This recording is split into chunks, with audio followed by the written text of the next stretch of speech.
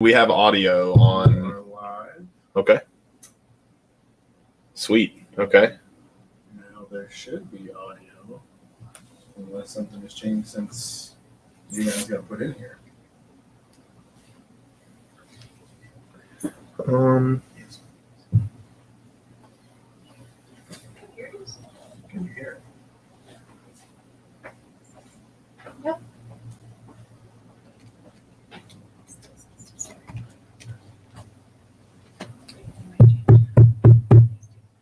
Yeah, I changed it. Well, it still said okay. So this is where all of our live comments are going to come up. They can be read, and then when we read them, Isaac can click them, and they'll show up or whatever. There might Right, because they would come up over here. Like they were... Yeah, so like our first one that we did a few months ago. Yeah, at your place. So Perfect. Is it this one?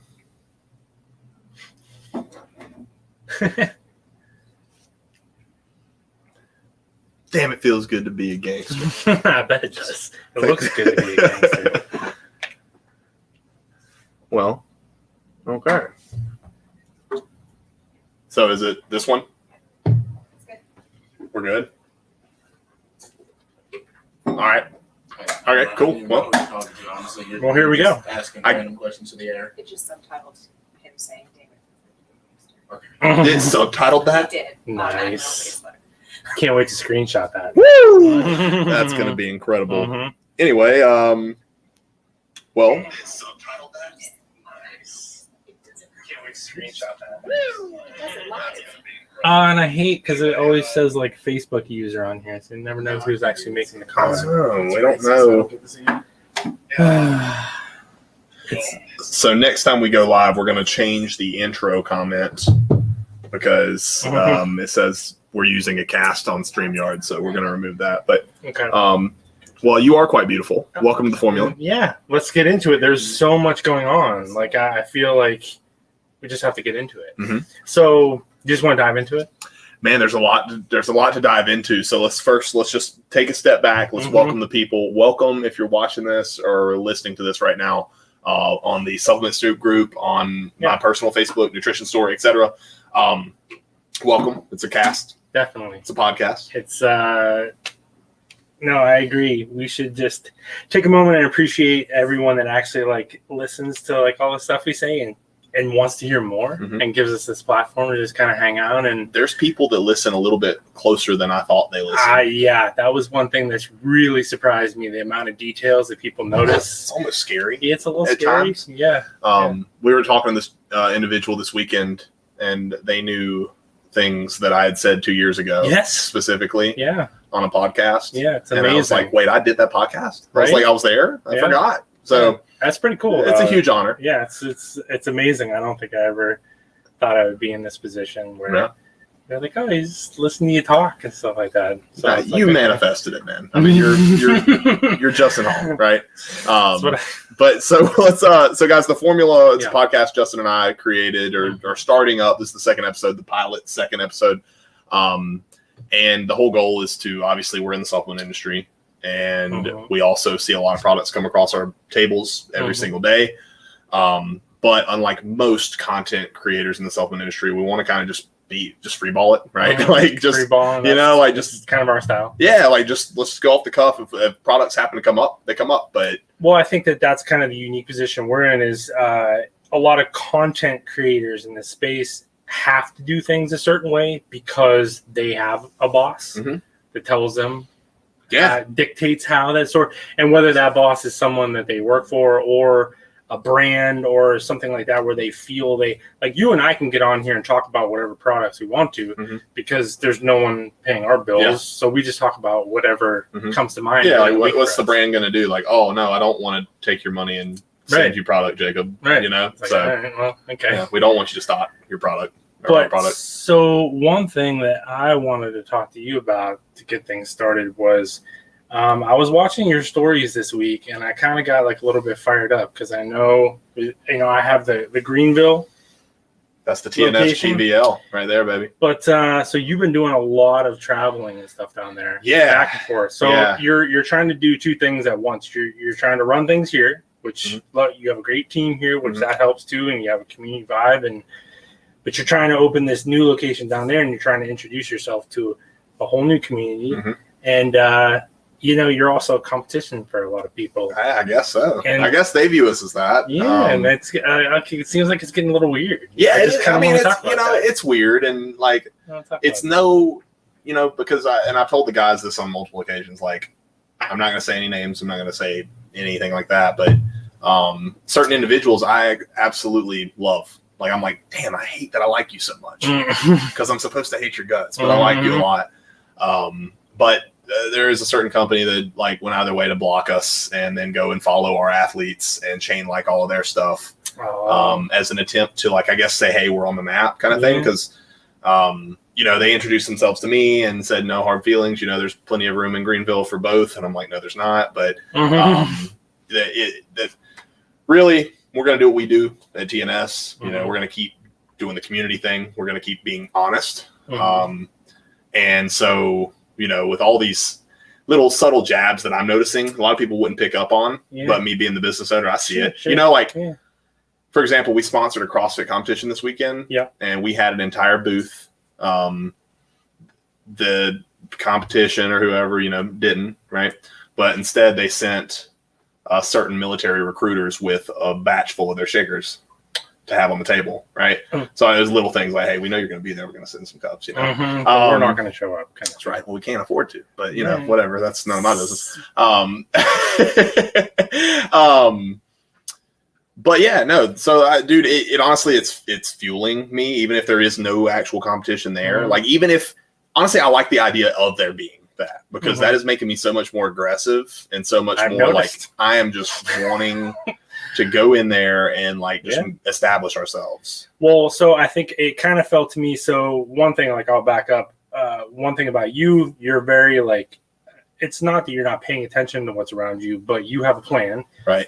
And you execute that plan. And that's one thing that I've sort of ignored the noise and stuck with what I want to do and what I think is right. And a lot of people that we know, what I've noticed some qualities about them, they're very good at putting the blinders on. You're aware, but you put the blinders on when it comes down to it. And also, just like some of the most like helpful, like respectful people that are always, you go out of your way to make sure everyone feels welcome and But if it comes down to it, and I said this the other day, I was like, don't mistake my kindness for weakness. Yeah. And it's like when push comes to shove, if you really want to kind of fuck around and like kind of take those subtle jobs, it's like you'll just freight train somebody. And that's kind of the way it felt to me. Like, as I watched over like this last like week or two, I was like, I could just see it. I could sense it, because we've kind of been there before. And it's like, sometimes you just have to kind of stand up. And it's almost like, you see like professional athletes with like bulletin board material. Kobe Bryant doesn't need someone to motivate him to have a good game. Yeah. That doesn't mean he's not going to like take a comment and go, all right. Like, and you hear those stories about Michael Jordan and stuff like that all the time. Someone will tell a story, they'll do something in a game to piss him off, and next thing you know, he's got 80 points on him in 2 quarters. Oh, it's a momentum fueling thing, right? So like I said, I have nothing against any person or company out there in Greenville, like no like actual hard feelings towards them. I wish them all the success for 15 more days or so. But like the entire thing is we're going to stay true to who we are. The blinders are on for Greenville, and we're doing the best thing that we can do and that I know how to do, which is build a community and go and meet people. Every gym we've gone to, Isaac can speak on this too. We don't go and sell things. We don't go and promote the products that we sell. We promote the product that we sell, which is TNS. That is the product, right? Like, you are a part of the experience. And it starts to sound culty the more I talk about it, but oh well, deal with it. So we got a cool question here about e-commerce. I noticed pop up. With e-commerce being huge in sales, would that be a priority after Greenville is set up and running? Well, that's assuming that it's not already a priority, because our e-com store is up. Well, I mean, it's really, what was it like? Just maybe, I don't want to say like, or I guess it's been a little bit longer, but e-com wasn't much of a priority for you until this past year. Really, and it is. I mean, so like if you guys are whoever's watching this and commented that, go check out our website, thenutritionstores.com. It's not the most complete website, but like at the end of the day, we still do on a good day. I don't know, would you say 25% of our sales volume on the website alone? On a regular day. Yeah, on a regular day, we do about 25% volume on our e-com. So, hey, eventually, we'd love for the e-com to be its own store, too. Like, we'd be able to do the volume there that we would do here in Greenville. But, you know, me and my silent partner agree that this Greenville needs to be the focus, right? That's the focus right now. Then we'll take a step back at the end of this year and focus after Q4 is over, or coming to an end, and be like, okay, what trajectory do we need to focus on? Probably e-com. So, well, I think that that's a really important thing too, because I think like when people first start getting going and whatever you're doing, you're like, okay, I got the e-com, I got this and this, and you have all this stuff, right? And then you're trying to do all these different things, and ultimately it doesn't work. And this is something that rings home with me, just because at the beginning of this year, my partner Brady and I had a conversation like, okay, where are we trying to go? What have we done these last like 6 months that has been successful? What should we move to the side? What should we double down on? Because there's always more opportunities to do things. You know, I mean, you always have stuff to do, and depending on what's else is sort of going on, sometimes you have to know when to say no to doing certain things. It's like, we'll put the e-com to the side for a little bit. We'll focus on the Greenville store, and just kind of thing. Yeah, and really the only thing to focus on e-com right now is just getting the layout of the website a little bit prettier, and then maybe having better ad placement online. But you know, the way I see it, man, I was always opposed to e-com for the first year and a half of business, because I was like, there's no way that a customer can get the experience that they would get coming in here by clicking add to cart. Then as our following grows and as more people watch our videos, I'm like, okay, hey, that's your value proposition. So I don't even care. Like, I don't want the prettiest website. Like, I want people to come and support TNS because of the value they received.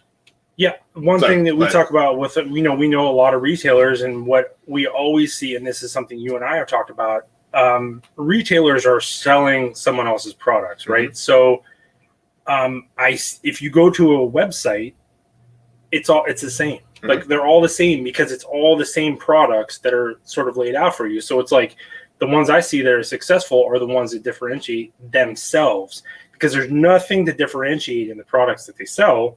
So what's your differentiation? And you guys having the videos and things like that, like you said, you don't get the in-person experience, but people connect with you because they watch the videos and they're like, I want to buy my stuff from this guy. Right. Exactly. And these guys. Right. Yeah. So it's like a natural progression, but that's something that you changed your mind on. Well, I had to. You know, there's a demand for it. You know, people are like, where can I get that online? You know, especially with all the shirts. Oh, yeah.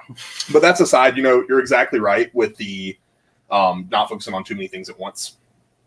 I'm bad about that. It's hard. I mean, that's an understatement to say I'm bad about it, right? Because, like, dude, we released a product. We released a whole new clothing line. We're releasing a beer, opening a store, and we're already working on 2 other products right now. Like, it's stupid.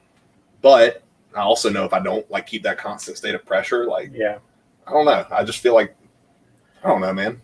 So I had this conversation, and I actually brought it up today on my stories. I was having this conversation with a friend of mine that's in their 20s, and they were talking about feeling like old and things like that, right? And I was like, and I talked about how young I feel all the time, and I said, here's the difference for me. Here's what I noticed just going through life. When you're like, when I was like in my 20s, you're trying to sort of figure out all these different things, right? And you're like, you have no idea who you are or what you want or what your path is. You kind of maybe do, and you're trying all these different things. It's exhausting, right? And it's like everything's in fast motion and going 200 miles an hour. And then as things sort of fall into place, everything sort of slows down. And that's why I think like you almost feel like older when you're younger, because you're just all this stuff going on. And then like when things sort of slow down, you figure it out, you're kind of like everything's just kind of smooth, and you're like, and it's like sort of like turning back the clock, because you're just like, you can automatically like realize what you can do, what you can handle, and then like what you need to do to be happy. And it's like, I don't know, it's just kind of an interesting dynamic, because I watch you like a million things going on all the time, and it's like, that's awesome. But then also at the same time, you know that it will naturally sort of work itself out, because you're just sort of finding your own rhythm. Dude, that's been the only reason that we're here right now. Like, dude, actually, this is a prime example of this podcast, right? Like, if and with everything else that's going on right now, like this should be stressful, but instead we're just like, hey, let's just do it. Thursday at 7 p.m. My man Isaac took care of all that, the production stuff back there, which is badass. Amazing. It's a sick setup, by the way. It is amazing. That's the reason we're switching between cameras right now, guys, if you're watching this. But so what was I going to say? I had this really good piggyback off of what you just said. So you know how you said like like you feel younger because of the things that you know that you want, the goals that you have set in mind. Well, yeah, and also a body in motion stays in motion, right? That's physics, but it's also true. Like I think the typical American goes to their 9 to 5 and their regular life with their regular wife and their regular kids and dog, Monday through Sunday, every day. And they get complacent and they get stuck in the same rut of doing the same stuff. And in my opinion, man, once something becomes so ritualistic, you're no longer in motion. You're just in autopilot. You know what I'm saying? So like years. And so when you get to 40, you're like, God, I just feel so freaking old. There's nothing exhilarating going on. And I think that's where constantly evolving your set of goals in life should come in. But that we could go into a different wormhole with that. No, because I live that. And that's why I have these conversations with people like, you hit this entrepreneurial sort of like find your own path thing like pretty early, like compared to me. I remember always feeling that way, but not knowing why, because there was like nothing I could really look at the time where I could see, wow, I could do it a different way kind of thing. And I remember always feeling like, I'm like, why can I not accept what I'm doing? Like, I'm happy. I'm usually the optimistic kind of guy. I was like, but I am not getting happy. But I could not, like, for years figure out why. And that's exactly what it was. Because I'm like, okay, I have a good job. I'm comfortable. I have a house. I have all the stuff. I'm like, this sucks. And what I realized eventually, I was like, so why am I not happy with this? I would rather have things in total chaos, but being on my own path the way I am now, rather than having all that stuff laid out in front of me. I could have predicted every day for like the rest of my life. And that sucks. Like that sucked for me. Like a lot of people like that stuff. I was like, no way. So eventually realizing. Screw predictability. Right. No, but you're right. Like the whole, like once it becomes an autopilot thing, and that was how I was living like every day. And that's when I was like, I got to stop doing this. And I remember I had a conversation with Brady the other day. I told him, I texted him, I said, man, I said, I just want you to know this. He's my business partner and things like that, but we're much closer than that. Like at this point, I say, you are the biggest outside influence on me and my personal growth in my life. Right. I was like, because when I met you, you put it in my head because I watched him. He's like, he just went for things. And he's like, he goes, I'll just try it. I'll just do stuff. And the more we were together, I'm like, and you see how important that is to other people. I was like, you've been the biggest influence on me besides myself, like on outside. And I've only known him for a couple of years. So it's kind of crazy how people just sort of come into your life. Well, and I mean that risk taking is something that's exhilarating, but it scares a lot of people, like just to do it, like just to jump in and, say screw whatever might come from this. But once you do it and you succeed a few times, like it gets addicting. Like it's like, okay, hey, we're gonna do it. We're gonna throw everything at the wall, see if it sticks. Well, what about the part two? Like when you try it and it doesn't go well, right? So I think everybody, at least me, like I was so fearful of failure. But when you do something and you mess it up, and then you realize that you're okay. Yeah. Well, here's the thing. What's the worst that can that's a great point. My friend Dave Hurt posted something the other day on his story. He's good, man. Yeah, and he said, most people say they fear failure, but that's bullshit. Most people fear the social repercussions that come with failure. They care about what their family's going to be judging them for, their friends, the people around them. No, because really, I mean, we all know. You hear the mantra from personal development all day, every day. Failure is just a lesson. We know that. I know that for sure. But most people fear that embarrassment aspect of it. Oh, yeah. I read that. He nailed that. That was so good. And I think like anybody that's sort of been through it was like, that's exactly what it is. Because I have conversations with people all the time and you can feel it. You're not worried about the failure. You're worried about what other people think. And, when you start too, that people are looking at you, especially when you go off into like a new thing or you break the mold that's sort of around you. most people are, I don't want to say most people, but a lot of people are looking at you going, I can't wait for him to fuck this up. And then he has to come back to us with his tail between his legs. Mm-hmm. And then I just remember always saying, like, leaving certain positions I was in, I'm like, I will just never go back to that. Yeah. Like, because I can't. And it was almost like an ego thing. Like, I can't lose and then have to go back there with my tail between my legs and say, hey, I'm back. So I was like, there's no choice but to succeed. And that's not to say that's a bad thing. Right. Like, caring what the people around you think. Like, if that's what fuels you to move forward, that's what fuels you to move forward. You know, whatever. I agree. But you know how it is, because it's like, well, I mean, especially if you're like, I saw it. Yeah. I see it every day. A cool example of that is like right when I first opened the store, everybody was, or when I was about to open the store, everybody around me was super support. Well, they were supportive. That came after, right? Like that's a nice little bump in the road there. Right. Everyone was super supportive, right? So like every time I told somebody what my plans were, oh, that would be cool. Mm-hmm. Oh man, well, let me know how that goes. That's so great. You know, cool. Mm-hmm.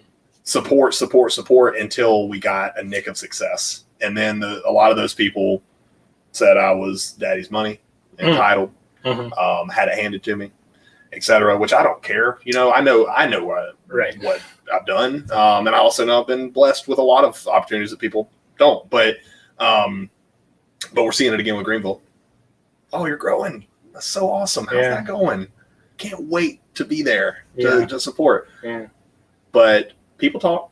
You know, I hear what's said about. I hear it all, but it doesn't matter.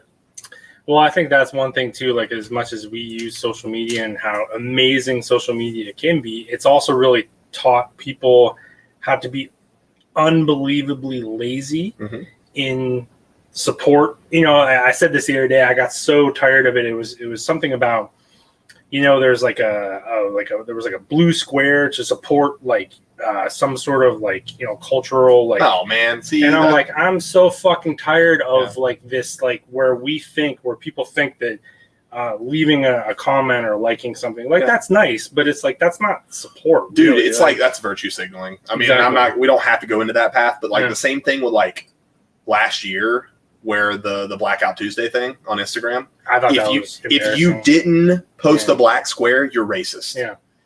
I got told that by actually a chick at the time because I didn't want to post the black square because I wasn't going to stand up for that. And I'm like, I think there's better ways to stand up for that. Yeah.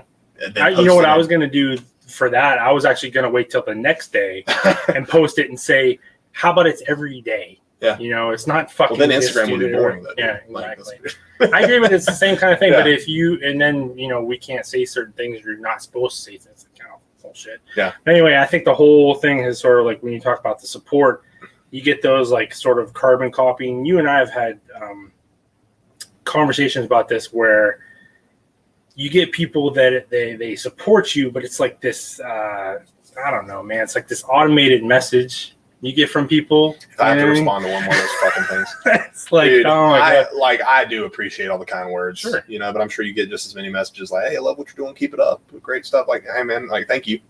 But like, just, I don't know. I can enjoy your support the same as you sending me that message and me taking the time to respond to it. And if you just heart reacted my post, like I would, I don't know. That sounds really arrogant of me because I don't feel like responding. But well, I think it's like different. I think everybody can understand sort of where it comes from because whether you have your own business or whether you make posts on social media, you can tell when people are like really understanding like what you're doing or talking about what you're doing, and when people are just sort of, you know, doing the scrolling. And I don't like, I've always said this too, like I don't want, like if I'm having conversations with people on social media, and I try not to do this to other people because it's really easy to do, I don't want to have this automated response to people, and I don't want them to do that to me. I'm like, if you do that to me, I want you to just wait until you have a minute. Like, I don't need you to respond to me instantly. Yeah, no. I want it to be valuable. Right, exactly. I want it to be like actual, like legitimate. And that's, you know, dude, I'm so glad that we didn't do that. There was a service I was going to hire a year ago to automatically answer DMs for us. And like, it was a lot like email marketing, but it was, I'm not going to name the company, but it was a really cool concept where it messages your followers on a recurring basis, like almost like an email list. Like, hey, we got this sale going on. but it also included an autoresponder. And I'm like, hey, that would be sick. As we grow, I don't have to pay attention to the DMs as much. They don't. Right. But then I'm like, that's not what we do. Mm-hmm. And so, hell, I don't care if 50 people are logged into the TNS account one day to answer messages. Yeah. That's the way it's going to have to be, you know? Yeah, because kind of had that same conversation. It's like, well, you know, say from the beginning, a big thing, the big reason why we were able to sort of grow what we're doing is because I would respond to everyone that would message me and I would have conversations with them. It's like, well, you can't scale that. And I'm like, you know, I think that you can. Yeah. The way we're able to sort of interact, it's like, sure, you can't respond to 40,000 people at the same time, but you can do things. If that's your thing, then focus on that. It's like, maybe I can't do that and I can't do 100 other things, but I can do this.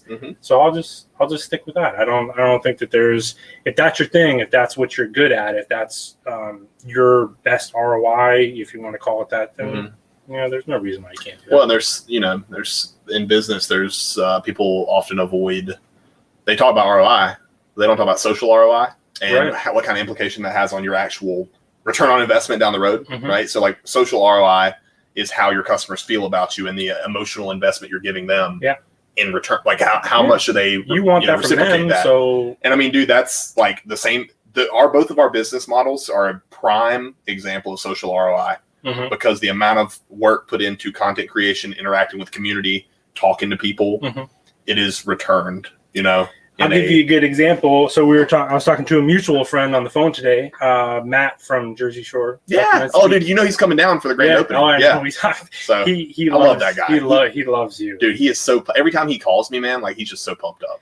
Right. Yeah. It's funny because he's like, hey man, he's like, give me a call when you have 5 minutes, and I was like, I already knew that it wasn't going to take 5 minutes. I talked to him for an hour today. Yeah, I know. So, yeah, you can get hung into a conversation. So we were good. So anyway, we were talking about you, and without going into too much details, he was like, "Hey," he's like, just talking about their attitude and loving like the approach you do, and saying like he respected the approach that we take, and he said, when you did your stories about us the other day, there was this huge uptick in people coming to Astroflav's page and like checking out the proteins. And I was like, well, that's why I don't talk about everything all the time, because then people don't know what's the difference. Right. So anyway, long story short, he was saying, he's like, what can I do? Like, what can I do for you? Can we do like a discount code for you, or like what would work? And I'm like, honestly, man, I said, what I've noticed, especially in a small industry like this, especially a health-based industry, I was like, if people discover your products because of me, I was like, that's a win for me. And I was like, and what I've noticed that I see other people bypass is I was like, if I do something that's right for people, especially when it comes to their health, I was like, the return will always come back in some way, shape, or form. It might be 5 years from now. Yeah. But I don't need that automatic, like, here's the transactional relationship. I don't need a check. And not that he was like saying, here's a check. No, I don't need the check. Right. If I do something that I feel is right and we are in line, just like us, like, I mean, we met, it was probably a year. We started talking, but then it was probably a year before we met. And now here we are almost 2 years later doing all this different stuff. It's like that stuff where it's like, I want my immediate money back for me taking 15 seconds of my day to post about your product. Now I want my money. It's like, it's not like that for me, because I know if I tell people this, you'll enjoy this, this is going to help you. And I do that for someone that's doing a good job over here, it'll all work itself out. I don't need the money. Yeah, exactly. And there's no pressure to sell something for your own immediate gratification of a win. Because what if that person hates it? You know, like, if you're just recommending it and you like it and you tell them, hey, check it out, and they buy it and don't like it, like, that's not on you. Right. Like, so there's no negative implication that comes along with that. Well, and if I was sitting there, and that's what feels good for me, is because if my income was based on the money I get from discount codes, then I want your give me your discount code and I'll talk about your product. But if you can build something outside of that, then I don't have to worry about that stuff. And it's like, so anyway, him and I just got into a whole conversation about, certain trends in the industry, but then also seeing how people are sort of rejecting that now and sort of coming back to the more like boutique, more like custom, like wanting to have conversations. And I said, it's kind of interesting how everything like technology sort of took over. Everything was algorithms and ads and all this sort of stuff. But now people are sort of like rejecting all. It's like, okay, we tried that and that didn't really help us. So let's get back to maybe some old school ways of just talking to people and like helping them just out. Being genuine and chatting, man. So we were having a good conversation. Before the franchise model kind of took over the every business after McDonald's exploded in the 60s or whatever. You know, everything was a mom and pop, you know, next door neighbor friend kind of thing. And, you know, I talked to a lot of brick and mortar owners. Like I was on the phone with an individual today who owns a few stores. And, you know, they always refer to it and they don't see it yet. I think it's because they are still kind of stuck in that older, like I'd say 10 years ago kind of vibe with how business in the supplement industry is. They're like, dude, y'all kill it on social media. Like your social media is off the chain. That's what they're saying. I'm like, thank you. But see, I don't even see it as having a killer social media at TNS. I see our social media as being TNS. Like that's the job, right? Like if we didn't make killer content, we're not TNS. Like it. So that, you know, that's the perspective I'm taking, and it's a part of the model. And I think as other stores catch on to that community creation aspect, like real community creation aspect, it's going to prosper. Well, and then you also have the companies that will look at what you're doing, and then they're like, they have a meeting and say, "Hey guys, this is what we should do. We should do like where that's not natural." Yeah. So, and when you're in a business, I think where you're trying to help people with their health and things like that, it has to be natural. Yeah, it has to be organic. And when you try to not do so, I think there's just so much with the way people have access to so many people now. You know, like it used to be, you would have to go to the events. You would have to go to the Arnold and the Olympia just to see these people and like talk to them. And we will. But now it's like you don't have to do that. You can talk to them. You just reach out to them. True. That is true. Yeah. Yeah, we're given access to a lot of like amazing tools, especially with the internet and people comment right here. You know, we're given access to be able to create things and scale things that most aren't or used to not be able to. But anyway, he's a big fan of yours. Well, I'm honored. I'm a huge fan of his. Just from the conversations that we have. He's a good dude. I didn't. You know, actually, believe it or not, man, he helped us get our inventory system squared away back in February. He was the main reason that we kind of got, well, we don't use that system anymore, but it taught me what we don't want to do. So it was very, very valuable lesson. Yeah. Huge help. So, I mean, dude, he just comes out with open arms like every time and like willing to help. So I really appreciate that. Yeah. Especially being in the same space, you know, like retailers. Yeah. But, you know, we support Jersey Shore. They actually carry Enjoy the Insanity. Yeah, he told me. Yeah, so they carry that. That's that type of thing, though, too. It's like it's not doing favors for each other necessarily. There's just a difference. It's almost hard to explain to someone because it almost seems like the same thing. It's like, well, he helped you with this, so then you carry. But there's a lot of people that just they say, I'll do this, and then you give me this in return. And it's like, well, because that's what him and I were talking about today. I was like, there will be a time, Matt, where I'll come to you and say, hey, I need something. You know what I mean? And I was like, just Isomix. Right. Yeah. I'm like, please. Yeah, I was going to say, send some Mocha Isomix, send more please. Isomix. I'll do whatever you want. I don't want, anything. But this is kind of, I don't know, man. Yeah. It's just being normal. And that's what we were laughing about. He's like, just having like a normal relationship. It's been so odd the way things are. Same. It's like this robotic, like automated, give me this sort of like in return. People like that, just I don't want anything to do with them. Yeah, I mean, dude, there's probably a deep like sociological reasoning for that, especially with like ClickFunnels that was released like 5-7 years ago. Email marketing, it has created that transactional need within business to always be hey, buy now, get this, and I'll give you this in return. Well, and like you said too, with the automated, like say responses to your DMs, like it just doesn't feel right to you. Like there could be someone that could come and tell you that something like that could be this amazing return on investment for your business and all this cash flow. But if it doesn't feel right to you, then you're not going to do it. Yeah. Like I'll figure out a different way to make that money. You know what I mean? Exactly. Or if you just stick to your guns, you're going to make it in the long term anyway. So, well, I guess this is a good stopping point. We've been on for about 40 minutes or so. Really? Yeah. I know we didn't really talk much supplements today, but we'll talk about. I was going to talk about Unbound. Oh, we'll talk about that next time. Yeah, I mean, we can still bring it up if you want to. Okay. We can talk Unbound. Well, I figured. Well, shit. I mean, the next we could do it on the next one because I could bring the barrel in here and we could have the wrench and really just make a scene. We could just make a whole huge thing. We always make a huge thing out of it. Just a big typo. Hey, that's it, dude. Typo City. That's where it's going to be. All right. So yeah, dude. Where can people find you? You can find me at Supplement Snoop and at Scale Your Subs on Instagram. And we have TikTok pages. You know, you got to join. You got to get on there where people are actually watching stuff. The cool thing about Scale Your Subs, if you go to at Scale Your Subs, you can hear my business partner, which his sound bites they're phenomenal. He's a one-line king. He's I'd love walking motivational meme. I'd love to put him in a room with Austin for a second, because they both have some really good one-liners, but they're in two different spectrums. Yeah. That'd be really interesting. They just have like a one-liner off. I don't know. Maybe June 12th. Yeah. Well, you think we can get him down here? Probably. Although I think he said he was going to back home to visit his family. His family's overseas, and it's a whole mess with COVID. Mm-hmm. But anyway.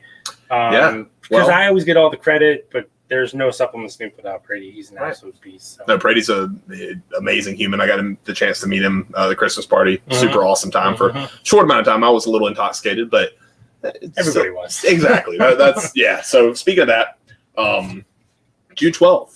Yeah. We've got a party. Yeah. It's a grand opening, but it's also going to be a little bit of a celebration. So where is it actually going to be at? So it's going to be at the Greenville store. Okay. I've been granted access to use the parking lot. It's a pretty big parking lot. Yeah. I was told vendors can only use the spaces in front of the store. I was told that. I don't know by who. So you're having vendors? When we bring vendors, like it was a lot like the 2-year anniversary party. If you remember that, like they're allowed to set up stuff they want, but they're not allowed to push products or push their specific line for the sales. Well, one thing, I don't know, we don't really have to go down that area either, but also there's an awkwardness to people that go into a situation. Like sometimes we'll get people like people that are watching on the group, I think can back this up. There's been people over time that have sort of tried to use the private Facebook group as like an advertising platform. And I basically say, don't do that. Mm-hmm. But I almost let people do it sometimes. Because they wean themselves out. Because they look stupid when they do it. And it's also like when we're having like your 2-year party or something like that, and you just have everybody hanging out, and then there's someone trying to sell something, like the other people go, what the fuck are you doing? Yeah. Like you look weird. And they know that. It's probably more of a negative than anything, because people are like, well, I don't want your stuff anymore. Right. And so like all the vendors that are coming out, they already know that. You know, NutriBio, NutriKey, who else? We got AstroFlave. They obviously know. I'm trying to get inspired. I think it's possible. I think he can make it now. I think he said if she had the baby early enough, he could buy enough time. Are y'all doing a happy hour tomorrow? Yes. I'm gonna jump in there and put some fire under it. Put some pressure on him.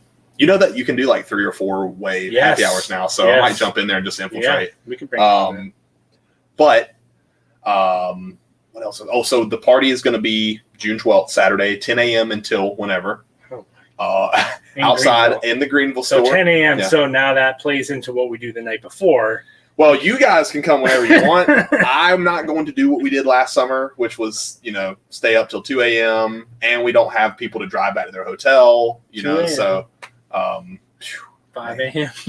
Whatever. Yeah, dude, that was a rough experience. But guys, if you're watching this, we'd love to have you out. Seriously.